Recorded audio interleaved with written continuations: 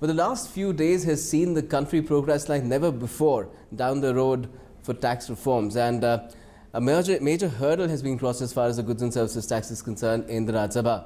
And to understand the entire process of how it happened and what are the challenges and opportunities that lie ahead to get it into fruition is someone who's been there with our journey, making sure that we cross those hurdles. Chief Economic Advisor Arvind Subramanian, welcome to the show. If I could first ask you, and congratulations in the first place, it's a big personal moment, I'm sure. But how big is really, as far if you look back at the entire evolutionary process of economic reforms in the country? Yeah, in fact, if you look back at the history, this was a reform which was envisaged and sort of sought after, pursued ever since 1991. In fact, I'm told that the godfather of Indian public finance is a man called Dr. Raja Challaiah. He in fact actually wanted this to be done, and he laid out the roadmap.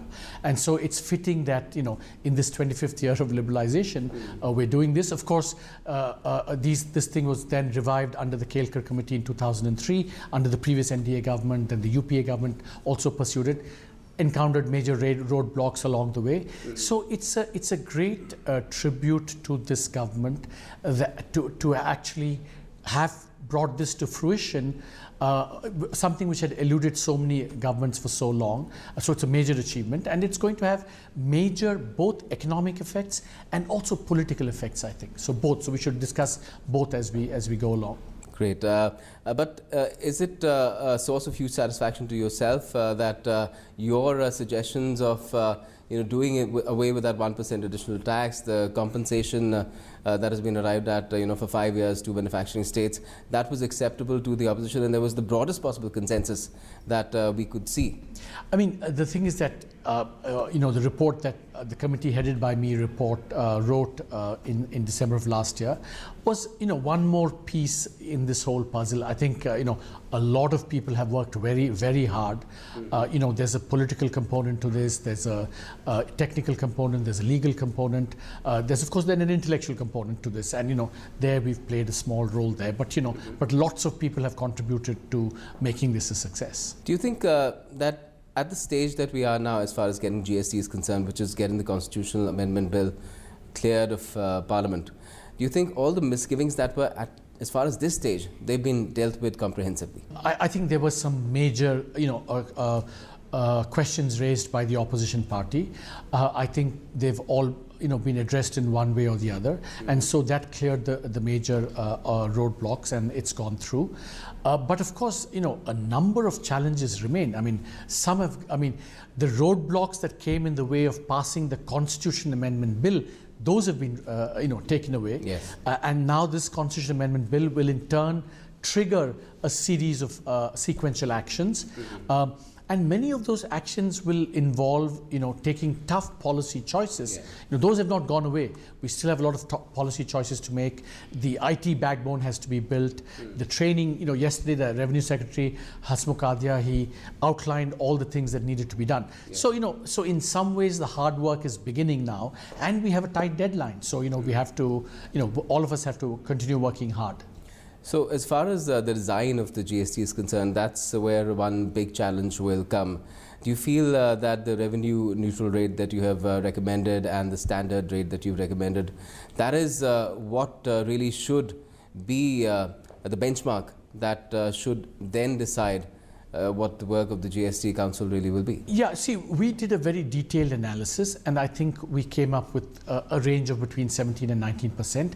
But the important thing to remember is that any eventual rate, standard, revenue neutral, etc., are contingent on a number of policy decisions that have to be made. They involve, how to tax textiles, what to do about compensation, what to do about gold and jewelry, what to do about the cesses that have to be rolled into the GST. And these are all political choices, policy choices that the GST Council will make. There is a way to make these choices that will keep the rate relatively low and therefore minimize the inflationary impact, facilitate compliance and so on. But if those policy choices are made in a certain way, then it may lead to, it may require high rates, which may lead to high inflation, and also, make compliance very, very difficult. Many of the benefits of the GST, can be fully reaped only if rates are set at some reasonable level. And that's the challenge. We have to balance a multiplicity of objectives. Lower the rate, less the inflation impact, better the compliance, more the benefits in terms of all the the corruption, anti-corruption benefits, the fact that interstate trade will become smoother, all these things. But then Ease also of doing business as well, exactly. Make in India, And also, the but benefit at the to same Make in time, India. we need to collect revenue, and that would argue for slightly higher rates. So we have to balance these multiplicity of objectives. Why is there this? Well, some would say a huge difference between calculations of some states where they're saying that the standard rate should be 22, 23%, which is quite high, and what you have. So I think that part of the reason I would say that there are two things about these calculations by the states. First, all these calculations are still very preliminary. I think they need to really go back and work hard and get more data, look at the assumptions much more carefully. So we've just begun that process. Second, I understand that it's understandable that some of these states are worried about the unknown. Yes. So if you're anxious about the unknown, you want security, and you want to make sure that your revenues are not lost. Because remember, there's a big unknown for the states. For the first time, they're going to be taxing services. So it's a big unknown for them, and so they're anxious and they want to. So part of their demand for higher rates at this stage is also a certain anxiety about the future. So I think that the center can reassure them by saying, because remember, the center has committed to giving states full compensation for 5 years, right? And so if they are reassured, then they should be, Some states are not even happy with the 5 years. They want a longer duration. I know. But that's, I mean, we'll come to compensation in a second, but I don't think that will be necessary at all, because I think that this is going to be a really buoyant source of revenue, and even, compensation, we will not need it beyond a few years, I don't think. But so the states should be reassured and then look at these calculations much more carefully, because remember, there are lots of political constraints which we have to accommodate, but we also want a clean, simple, low-rate system, because that's what will maximize the benefits from the GST. The other thing that's been said, and I think it was part of your report as well, is that the exemptions need to be rationalized if we have to have a clean tax, like you're saying. Exactly.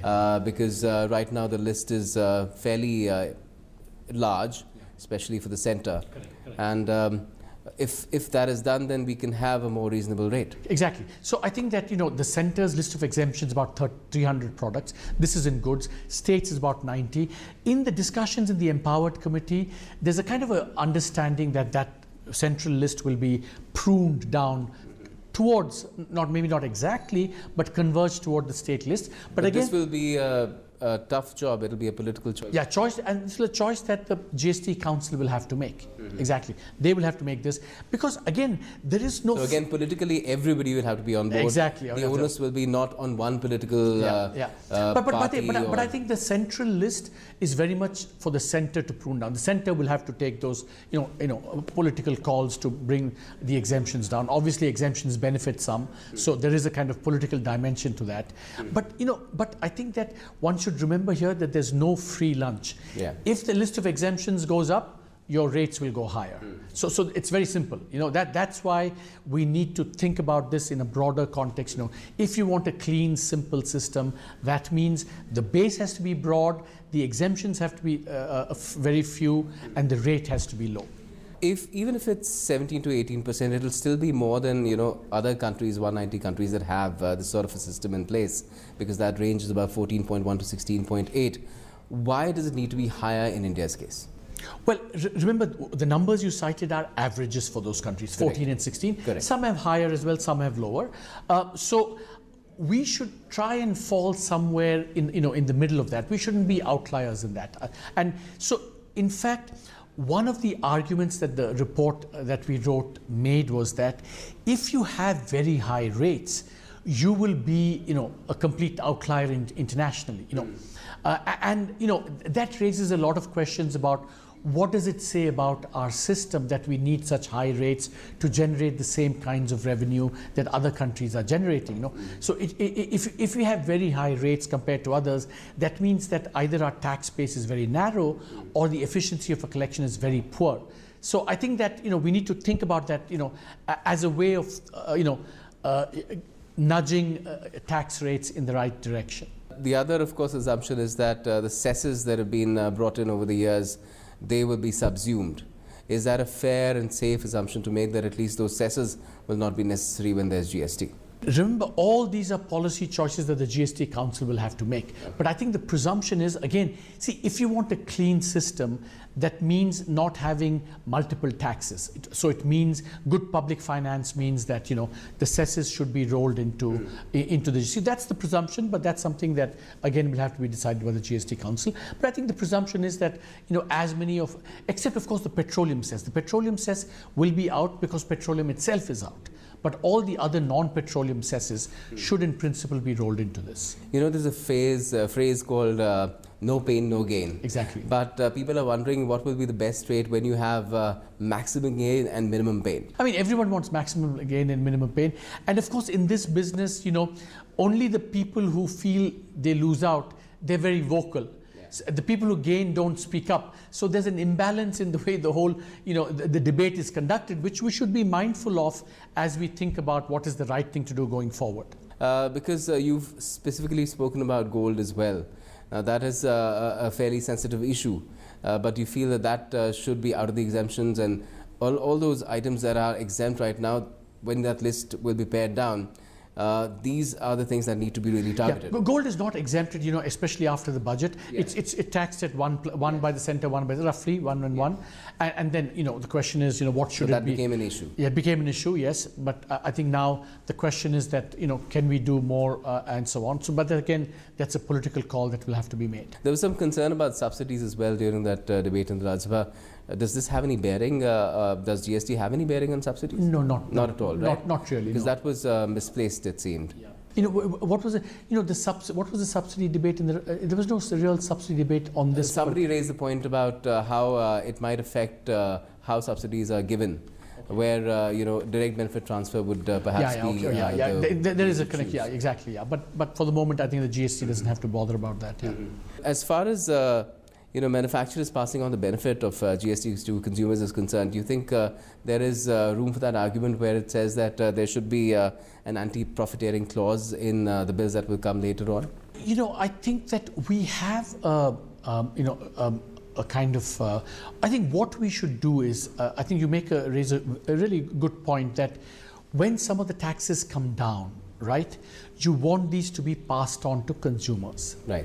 Exactly as you said, and therefore I think what we should be watchful government, we should be monitoring these things, because I do think we have mechanisms now to ensure that you don't get unfair practices, anti-competitive practices. We have the Competition Commission, for example, that can look into it. We should be watchful, but at this stage I don't think there's any need to intervene aggressively on this. Let's see how it pans out going forward. And this fear about GST being inflationary, do you feel that is misplaced? Because as far as that, the point has been made by the Finance Minister himself that when you look at the CPI basket, 54% exactly out. Yeah, that's from our report actually we did, and I think that I think the inflation concern is slightly overstated, because if you look at the actual basket, the number of percentage of the CPI that's actually taxed is, and taxed at the standard rate, the high rate, either the standard rate, which is the high rate, it's actually only 12 to 13%,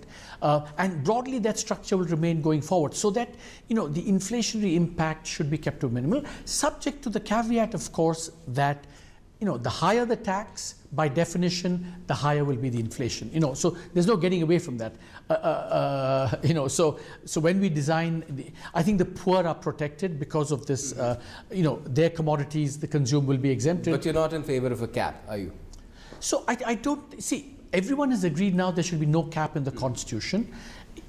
In the next stage of discussions, everyone will actually be discussing the rates themselves. So in that sense, the rates will become public, and they will be taken pursuant to all these political decisions. They will be subject to ratification by Parliament. So I'm not entirely clear what the need for is a cap, for what the need for a cap is going forward. Ideal thing would be an optimal rate which gets the best amount of revenue that the governments need, and of course is not inflationary, apart from factoring in so many other things that are required. What to you is the ideal rate, especially that will not be inflationary?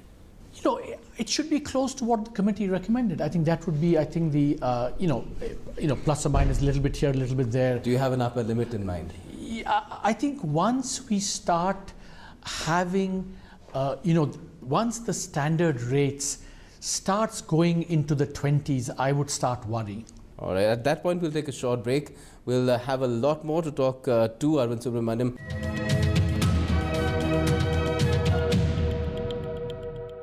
Muthoot finance, Bharat का number 1 भरोसेमंद finance diversified brand, जो आपको देता है भारत का सबसे बढ़िया gold loan, यानी सबसे बढ़िया ब्याज दर, सबसे अधिक लोन राशि, घर बैठे ऑनलाइन गोल्ड लोन की सुविधा, ऑनलाइन इंटरेस्ट का भुगतान करें, कॉल करें 1800-120-2838।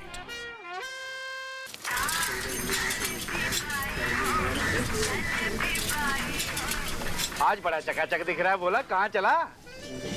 मियाँ तारीख है। कोर्ट की तारीख है क्या? कोई फैसला होना है? क्या बोला? कहाँ चला? तारीख है चाचा, तारीख। अरे लॉटरी निकलने की तारीख है क्या बोला?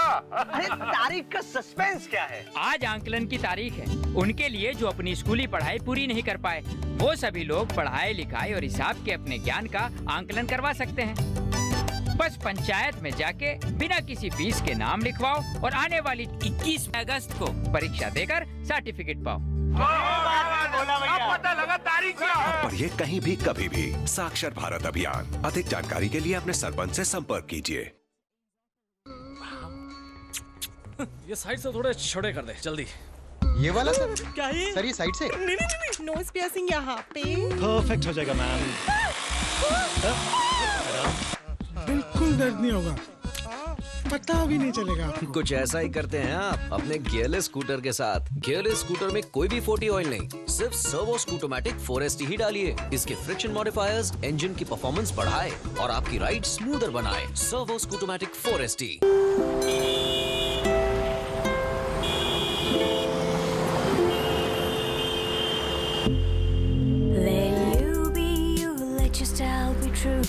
Let time stand still. Let time stand still. Let you be you. Let your style be true.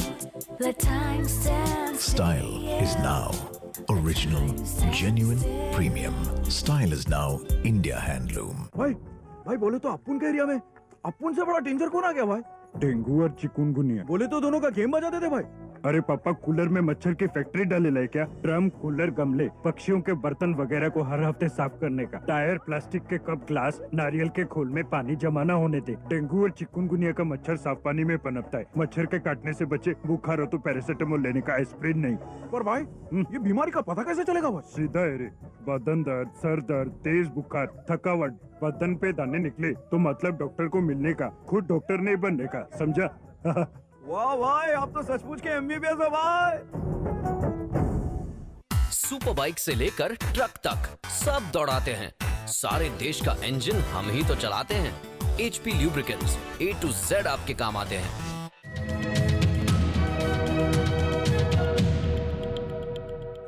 Welcome back. We're speaking to Chief Economic Advisor Arvind Subramanian about, of course, the landmark legislation that we've seen in the Rajya Sabha being passed, as the GST. And you've spoken about what the ideal rate should be. What is the ideal pace of going about ensuring that we have the GST in place now by the 1st of April next year? No, I think the timetable is now well known. Now the next stage, of course, the Lok Sabha has to clear it, and then 50% of the states have to pass this constitutional amendment bill. The GST Council will be set up, and that's when all these tough political decisions, policy choices will have to be made. Then there will be three laws. 2 for the center, 1 for the states. They have to be passed. Meanwhile, all the IT backbone and the training and everything will be done. And then by the winter session, these laws should be passed. And then we start the actual implementation, the preparedness, all the testing of the system and everything, so that by April 1, we can start moving into a new system of actual, collection and so on. And do you think the most time-consuming part would be the deliberations at the GST Council? I think that could be because it's going to be a lot of tough political and policy choices that have to be made. And that's where the calculations need to merge as well. Calculate to converge. Then you have to settle on every exemption, which list, what are the slabs going to be, which commodities are going to which slabs, what the thresholds are going to be, what the turnover limits are going to be, all kinds of things, So there are lots of decisions. And actually the Revenue Secretary had a very nice slide yesterday highlighting what the challenges were, the implementation. I think he enumerated seven challenges. Exactly, policies, Yeah, he talked about threshold limit, he talked about dual control. Dual control is a big issue, in fact, because that is something that worries people, especially those who are into manufacturing and have interstate businesses. See, I'm not an expert on this dual control stuff. I do more the policy side, but that's an issue that will have to be sorted out. Yeah. I think the other big issue is going to be compensation. Actually, Okay. Yeah. Okay. So that's I think is a big worry for the states. See, my own view on compensation is that, at the moment states have asked for this 5-year, and the centre has, promised that, and I think it's kind of wanted that it should say 100% in the bill, but no, I think it basically says a compensation will be 100% for 5 years. I think that's agreed. The principle of that is agreed. The question is that what is it likely to be, and what then therefore should be, supposing you need a lot of money for compensation. And there could be a difference opinion between a state such as Maharashtra saying that our compensation amount is this much, and the centre saying no, it's actually a little less. No, I think what the GST Council will have to do, will have to come up with a methodology for how compensation will be calculated. Which will be agreed among all. Exactly. It was done for... Otherwise it'll be problematic in perpetual. Yeah, but there was a similar agreement was reached when the state VAT was implemented. There was a methodology for calculating this. So they'll have to agree on that going forward. But you see, my own feeling is that there shouldn't be too big a compensation requirement, because the big manufacturing states, Gujarat, Tamil Nadu, Maharashtra, Karnataka, are also the states that are going to be big consumers of services, so there's a kind of balance, because the fear with the GST is that you're moving from a production-based to a consumption-based system, and so those that produce a lot will lose in favor of those who consume a lot. Yes. But also the states that produce a lot of goods are also big consumers of services. Yes. So there's going to be some balance. So my own view is that my instinct is, I haven't done firm calculations. My instinct is that broadly I would be surprised if the compensation requirement were very large. I'll tell you why there is a fear, because the fear is that when it comes to goods, the compliance is supposed to improve because of obvious factors, because of the avoidance of tax on tax. But when it comes to services, that will see a bump up, and then that compliance factor, whether people will be willing to come clean with their whatever they do to the government. See, but remember that even today in manufacturing, by and large, we have a state VAT and an excise, where most of the tax on tax, or a lot of it, has been eliminated, because you do get input tax crediting in the chain. So and similarly, I don't want to get too technical, but even in services, we pretty much try and avoid tax on tax and cascading. So the thing is that, but I think your point is a good one, that if you bring down manufacturing taxes, of course compliance will improve. Yeah. If you have to raise service taxes, then compliance might be affected. But we'll have to balance that out. And if the compensation amount is large, then the question is, where does the money come from? Exactly, it's a good question. And you feel that there is room then to relook at our deficit commitments the government has had, and it's been very successful in cutting down deficit. The compensation, if there's going to be a need, there are 2 or 3 ways of getting it, right? One is to say you raise the money from the GST itself, by having higher rates. That doesn't sound good. Exactly, and our report said that we should try and avoid that because, the GST is permanent. Compensation is temporary. You don't want to burden a permanent structure of taxation with a temporary imperative or need. So you don't want to do that. The other is, you cut down expenditure if revenue comes down, not to be the deficit target. And the third would be that, you relax the deficit target. So I think that's again something that, in the GST Council. Because I think relaxing the deficit target has its own pitfalls, including that inflationary pitfall. Yeah, the FRBM committee, I'm a member of that. We will be discussing this issue in the course of the FRBM discussions. And again, once GST is brought in, because of the teething problems, you feel there is scope for tighter monitoring on the monetary front as well. We will need to be watchful on the inflation targets. Well, my view is that, it's not going to have a big, we have to be watchful about our inflation targets regardless. In any case, right? But I think that with the GST, if there is a possibility of a bump up, of course you have to be extra watchful. But I think that from the point of view of monetary policy, even if the GST raises it, it's going to be a one-off. It's not going to permanently increase the level of inflation, just one-off. And so that's something that will have to be factored in when we think about monetary policy. And the fact that it's being said that it will have a positive impact on our overall GDP, 1 to 2% addition, jobs as well, do you think that is a definite given? It will be there. It will not hurt on those fronts, and it will definitely be an add-on. There are no certainties in this business. I think we're all, we certainly haven't done any detailed calculations on the growth rate.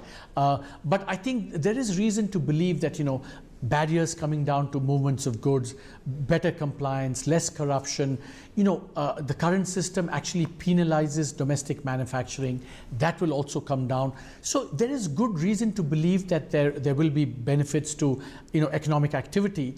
But I don't think we should A, take it for granted, B, and it may take some time before the full effects are felt. So, we should be optimistic but cautiously optimistic. Okay, my last question to you is a very pertinent question, a close to heart question for all taxpayers, personal taxpayers. Any silver lining on the personal tax front when GST comes in, the government's revenues get better, and the government feels that we can cut down on personal income tax? I was asked this question last night also for the first time, and it's a good question. It's not something I had expected would be asked. So it's a very good question.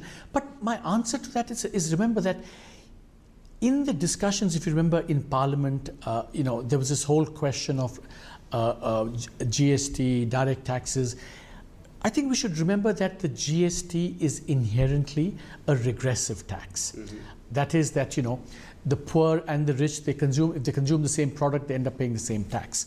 So in any scheme of things, in any broad structure of taxes, over time, the more you have income taxes and the less the direct taxes, the better the balance in terms of achieving your redistribution objectives. If you want to minimize tax burden on the poor, you should have more income taxes and less direct taxes. So what you're asking for or hoping for is a little bit exactly the opposite of what an ideal system should be. But I can understand your question. The ideal system would be there is more compliance on the income tax front. Yeah, I think again, but the same principle applies on the income tax front as well. I think we should have a much broader base, more taxpayers in the system, and probably once you expand the base, you can also have lower taxes, better compliance, and so on. But I think, broadly, between GST and indirect taxes and income taxes, the balance should always be weighted towards income taxes because, all else being equal, that actually is less punitive on the poor and on the Aam Aadmi. Well, let's feel that we're down that road a bit now, and we make rapid progress in the coming weeks and months. Thank you so much for joining us for the time being. Yeah. Arvind Subramanian. Thanks a lot for having me. Yeah.